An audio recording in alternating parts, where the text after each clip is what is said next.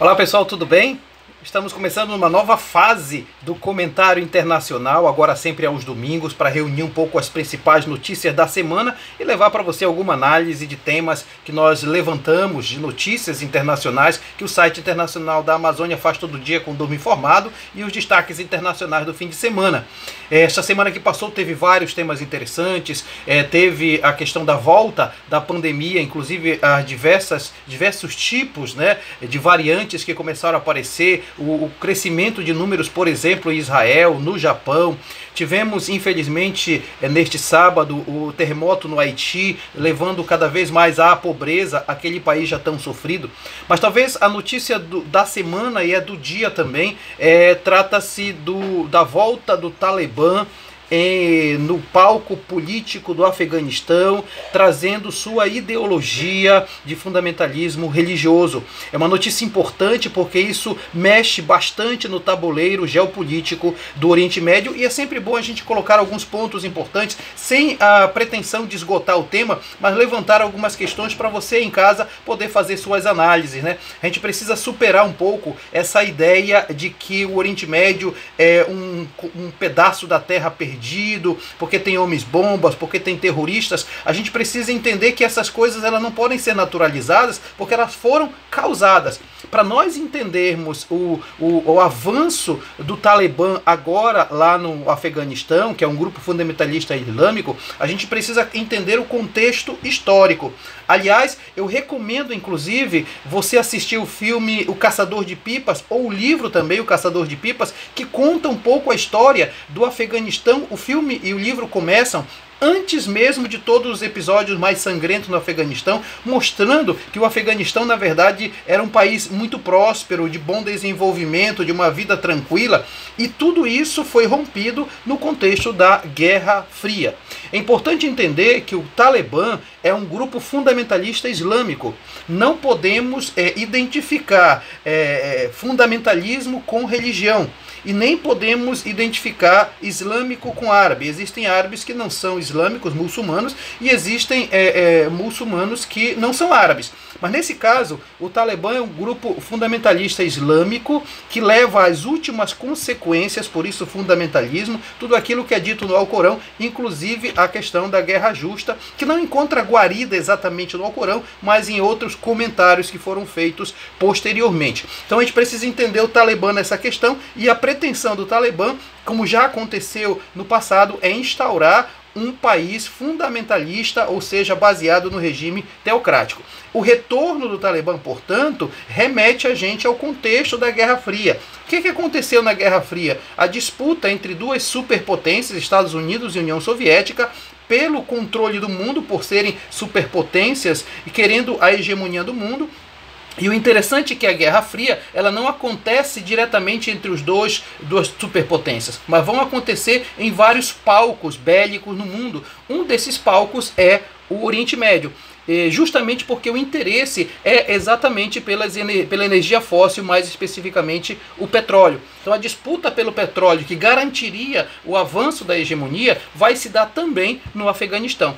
Essa disputa, que na verdade foi uma disputa que mais fez sofrer as pessoas daquele território do que efetivamente resolver um conflito, essa disputa ela vai acontecer em vários momentos. E quando a Rússia se retira, em 1996, o Talibã se organiza e toma Cabul, que eles, com a ideia de reorganizar o próprio país a partir da perspectiva do fundamentalismo islâmico, eles vão reorganizar o país, tomando Cabul em 1996, e em 97 eles se aliam a um grupo dito terrorista chamado de Al-Qaeda, que era liderado por Osama Bin Laden. Detalhe, o Osama Bin Laden ele foi um dos que estavam lutando pró-Estados Unidos durante a Guerra Fria lá no Afeganistão. Então, na verdade, muito do que ele sabia em termos de táticas, estratégias de guerra e guerrilha, aprendeu com os americanos. E em 97 o Talibã se alia à Al-Qaeda, e aí começa toda a preparação do grande evento que abre o terceiro milênio, o século XXI, que foram os atentados de 11 de setembro nos Estados Unidos. Em seguida a isso, você tem a resposta do governo George W. Bush com a famosa guerra ao terror, que ele elenca alguns países chamados do eixo do mal, e dentre esses estava exatamente o Afeganistão. Então ele resolve usar todo o poderio americano para desbaratar e acabar, segundo ele, com o Talibã e com a Al-Qaeda, faz uma caçada a Osama Bin Laden, e aí ele derrota o Talibã de certa forma, instaura, os Estados Unidos se colocam dentro do Afeganistão com a motivação de reestruturar economicamente e democraticamente aquele país. O que a gente percebe é que a partir de novembro de 2001, os Estados Unidos assumem aquela situação, mas sempre foi uma presença odiada na região. Na verdade, a gente precisa entender que os Estados Unidos não gozam de amizade do Paquistão, nem da China, nem do Uzbequistão e de outros países que fazem a fronteira ali, nem mesmo, por exemplo, agora do Irã, do Iraque, etc. Os dois principais parceiros dos Estados Unidos lá no Oriente Médio é Israel, de um lado, e também a Arábia Saudita, do outro, né? Então, na verdade, essa presença americana dos Estados Unidos não trouxe nem estabilidade econômica, nem estabilidade política. Ao contrário, no submundo desse processo, o Talibã foi se reorganizando. Considere uma coisa, o Afeganistão passa por uma crise econômica tremenda. Por quê? Porque nós sabemos que o Afeganistão, assim como muitos países no mundo, o Brasil também passa por isso, é um país rico, mas pobre. É rico porque tem petróleo, é rico porque dizem ter nióbio ou outras fontes de energia, mas é pobre porque esses produtos que geram riqueza para fora, geram riqueza para os países que estão lá. Muitos analistas internacionais, inclusive, dizem que os Estados Unidos eles se colocaram lá no Afeganistão exatamente para ter mais acesso a essas fontes energéticas. Então, nesse sentido, o Afeganistão não resolve seus problemas econômicos porque não há interesse efetivo da comunidade internacional, em especial dos países mais ricos e superpotências como os Estados Unidos, de resolver.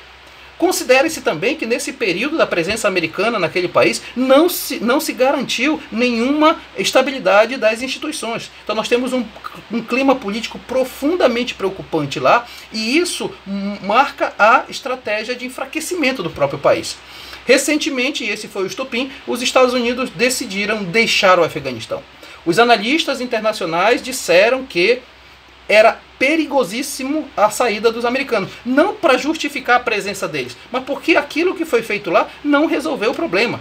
Os americanos sabiam disso, e quando retiram suas tropas, retiram também toda a sua corporação diplomática. Vários cidadãos norte-americanos são retirados do país, porque a inteligência americana já sabia que com a saída dos Estados Unidos iria vir o avanço do Talibã, que é isso que está acontecendo nesses dias, né? Então o Talibã está retomando o poder. Hoje mesmo veio a notícia que ele está retomando as principais cidades do Afeganistão e só falta Cabul. Outra notícia dá conta de que o governo atual do Afeganistão já começa a se preparar para fazer uma transição de poder.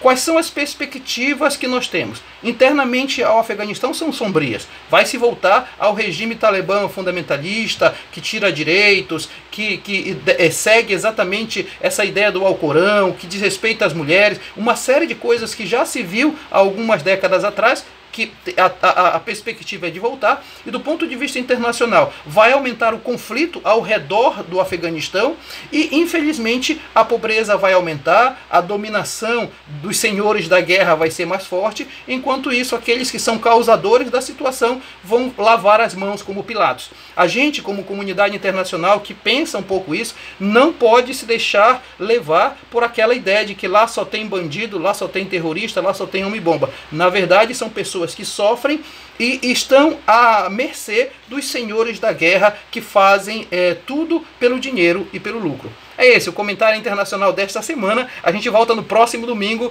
com mais uma edição aqui no site Internacional da Amazônia. Tchau, pessoal!